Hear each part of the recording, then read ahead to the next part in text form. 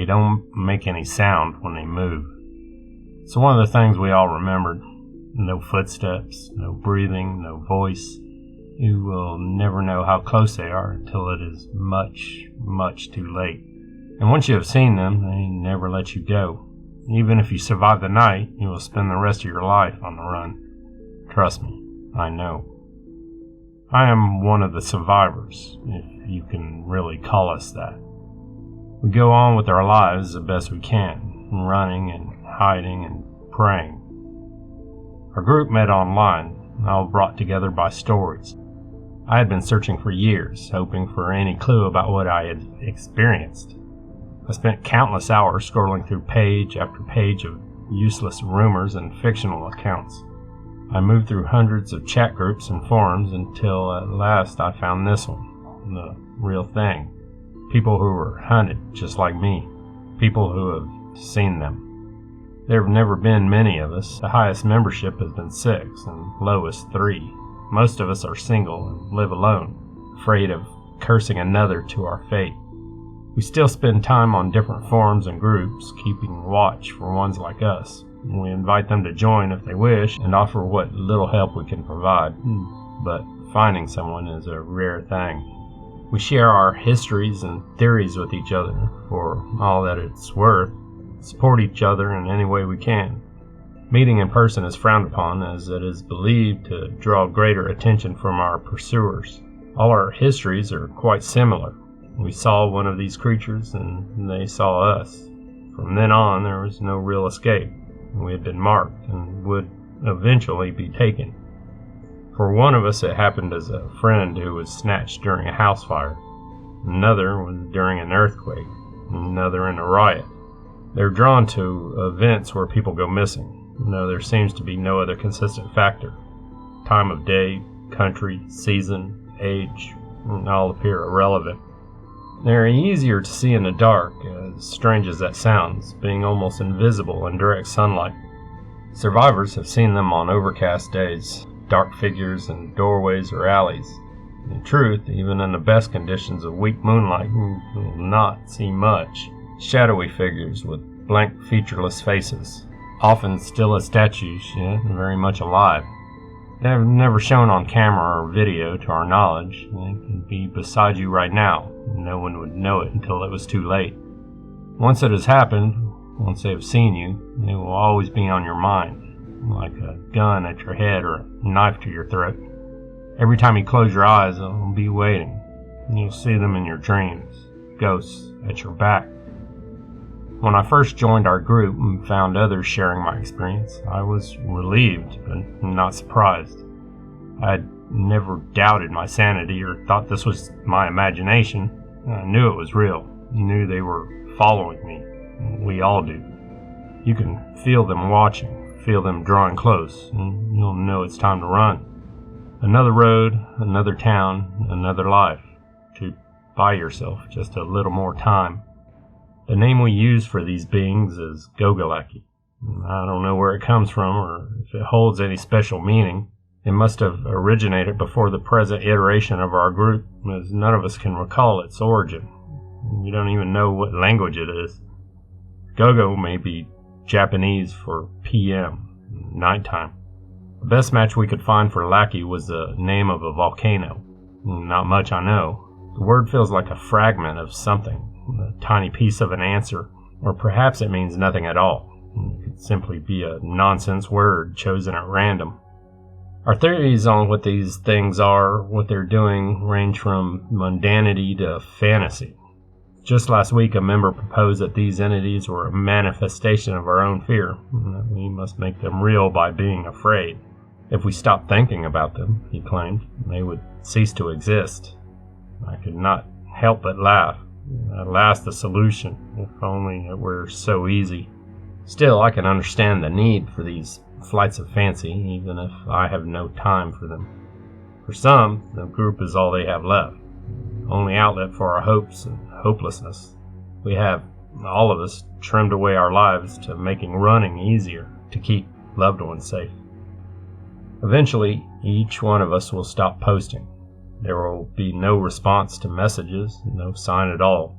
The rest of us will be left wondering, have they been caught at last? Have they committed suicide before being taken? It is not an uncommon course of action. Do they still survive and have simply gone quiet? An example. Last year, a member called JD went silent. He had been an unusual case. Despite his situation, he had fought to keep his life unchanged, staying with his wife, keeping his job and home. He had been seen and marked when he was abroad for work, and though the distance covered since had offered no protection. He said often that he could feel them searching for him, feeling their presence drawing closer. He had dreams of being pursued through barren landscapes, deserts and ice fields and burned forests. His hunters were always remaining just out of sight. We have all had this dream. Still, he refuses to flee. I don't know what his plan was, whether he thought he could fight or believed they would never truly reach him, whether he simply could not give up on his life no matter the consequences. He grew quieter over the weeks, more erratic, posting messages in the middle of the night and drinking heavily. It was painful to watch. We all knew if he did not run, he had little time left. One morning, we all logged in to see his last message. They are here. Of their victims, there is never any sign, not a trace left behind. I've often thought it would be better if there was something, anything at all. Bones, perhaps, a bloodstain, a report of a cry for help. But there never is. They bide their time, and when they come for you, there will be nothing to do but run, for as long as you can. Why do they take their time with some of us, waiting for months or years to strike? As always, there are dozens of ideas, none in any way provable.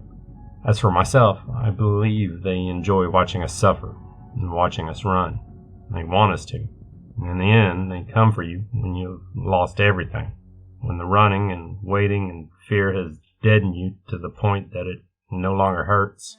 We must face the truth that we are helpless. All we have is talk, and yet we will find no great solace, no revelations. How many people have been taken? How long has this went on? We don't know and likely never will.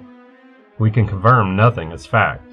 Where they are from, what they are, what they want. We cling to fears and rumors because they are all we have. The strangest aspect of these abductions comes afterward. Those who are taken are forgotten. All memories of them decay in a matter of months, fading away until nothing remains. An example. Years ago, I visited the home of a group member who had been missing for just over a month. What can I say? Morbid curiosity got the better of me. I did not tell the others. In my time there, I spoke to the woman's parents, husband, friends. They were already beginning to forget her. The closer they had been, the longer the memories lasted. No one was immune to it. I remember meeting her husband at first, just for a moment. He didn't even recognize her name. I could read the confusion in his eyes. Why couldn't I remember, he was thinking, then hating himself for it. He was in tears when I left. The woman's family had only reported her missing 4 weeks earlier, yet already it was as if it never happened. No one was following up. There were no posters or appeals for information. Other than her name on paperwork, it was almost as if she had never lived at all. I have often thought that this is the true reason for our group, a last effort to be remembered, to have someone know that we lived. It is sad and lonely and desperate, and I know that. But what can we do? What can any of us do? We can't provide what we say is truth without consigning ourselves to our fate. I, for one, do not wish that on my conscience. No matter how we were loved, we will become as sandcastles before the tide. Dreams upon waking, lost, lost, lost. This is what awaits us, and we are all aware of it. The longest anyone has ever been in a group is 11 years before they disappeared, before they were taken. This is my 10th year. And what of my story? In this tattered old memory, I live in a small town in the mountains, just my father and I. We were always moving, and always to places like this. It had only ever been the two of us traveling together all my life. I never knew my mother or any other family. My father was my whole world. One night he burst into my room as I slept. I didn't know the time, but it was dark outside. I was 7 years old, frightened and confused. I saw his pale face, worried eyes wide. He snatched me up from the bed into his arms and grabbed a jacket for me. "Dad, what's wrong?" And he didn't answer. I heard the storm outside, the rattle of the windows, a rush of rain. It had only been a breeze when I went to bed. Now it had become a wild roar. There were people shouting in the streets, lights on, cries for help. I learned later that the storms had caused a landslide on the hills, collapsing a dam. The ensuing flooding wiped out everything in its path, including our home. My father reached the top of our stairs and stopped suddenly, frozen in place, a foot on the edge. He stared down into the corridor below. Moonlight flickered on the floor, and I realized water was already coming in. I remember his stubble scratching my face as he held me tight against him, his breathing fast and ragged as the wind screamed against the walls through the darkness outside. "Dad?" He reached out for the light switch, still staring down the steps. He was shaking as he flicked out the light. It was there, on the stairs, a dark figure only a few feet away, a shadow among shadows, blank face watching us, still as stone. "Run," my father whispered. The thing moved faster than I could see, flashing up the steps, and then I was falling, tumbling down and splashing into the wet carpet. I looked up, dazed. My father was gone, and only the figure remained. The storm roared again outside. The rising flood pressed against our door and burst inward, icy water washing around me. It turned, slow, silent. Even in the dark, I knew it could see me. I knew it was looking straight at me. So I fled, and out the front door into the chaos of the streets, wading as much as running, soaked, freezing, struggling to breathe, and wild with fear. I did not stand out from the others around me. The flood took every building in town that night, and hundreds of lives. It was a miracle I wasn't one of them. No one ever found any trace of my father, and no one wanted to believe the story of a crazy child when so many others had been lost. He became just another name with only me to remember him. And now, all these years later, I'm losing him again. No matter how I have tried, he fades from memory. In his eyes, face, words, I replayed everything I had of him in my mind, and every day since he was taken. Everything I could, and every moment I could, holding on to all I had left. Even that wasn't enough. No matter how I try now, I can't see his face. I can't hear his voice. There's nothing left of him to me, only the knowledge that he was there. Will that go next? How much longer can I hold on to him? Soon all that will remain are the questions I would ask him. How did he know about them? How did he know they could be seen by turning out the lights? How long had he been running and hiding? How did he keep going? It's quite a thing to be afraid of. Not simply death and the unknown, but being completely forgotten. Everything you were now is insubstantial as a breeze, with no one to know it. They have never let anyone go. Sometimes, in the desperate nights, pressure and anxiety fold in overhead like I'm trapped in a falling building. It becomes a feverish panic, and I try to fool myself, to find a way out, to stop running. I tell myself, perhaps I'll be the first to escape.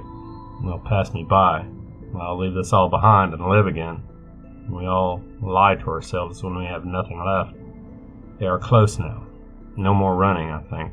No more fear. Is it better to see death approach, I wonder, or live in ignorance of the light? I do not know. All I can do is sit here in the dark and wait.